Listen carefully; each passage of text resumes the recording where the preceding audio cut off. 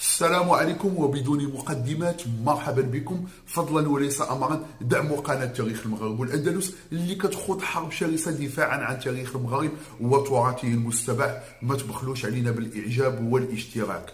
للاسف ان المؤرخين ما كانوش دائما منصفين عند اعاده كتابه التاريخ. بعض الشخصيات عطاوها اكثر من حقها رغم انها ما تستحقش، وبعض الشخصيات المتعلقة تم تهميشها عمدا، إما لأسباب سياسية أو بسبب العقلية السائدة آنذاك، خصوصا عندما يتعلق الأمر بالمرأة. وعندنا الكثير من النساء المغربيات اللي لعبوا أدوار أساسية ومحورية عبر التاريخ، ولكن للأسف تم إقصائهم وما خداوش حقهم من الشهرة.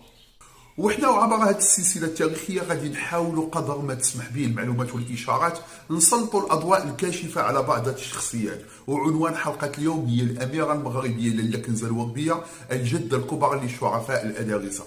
برغم من ان الشرف ديالها تقاس وهمشها التاريخ، الا ان الذاكره ديالها ما زال حيه، وباقي الدرب اللي كانت كتسكن فيه بمدينه فاس منسوب لها وكيحمل الاسم ديالها الى يومنا هذا منذ 1200 سنه، درب الورديه. برغم من ضآلة المعلومات اللي وصلتنا عن شخصية الأميرة لاله كنزة، إلا أنها لعبت دور أساسي محوري وجوهري في قيام الدولة الإدريسية، ولولاها عمرنا ما كنا غادي نسمعوا بالأدارسة.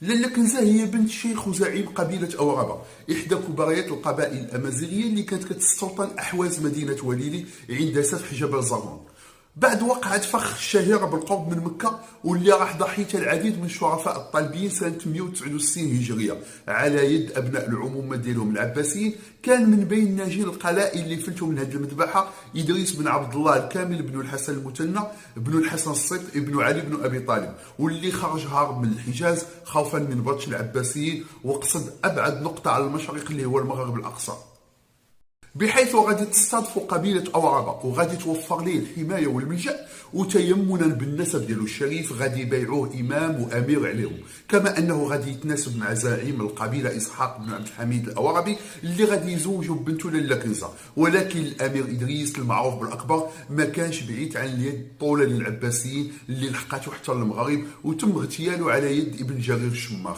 لكن العباسيين ما غاديش يفرحوا ويتهناو بالخيانة والغدر ديالهم بعد ما قالوا خلصنا من الأدارسة. عند موت الأمير إدريس غادي يخلي الزوجة ديالو حاملة، ومن بعد 3 أشهر غادي يرزقها الله بمولود ذكر سماته على اسم الأب ديالو إدريس.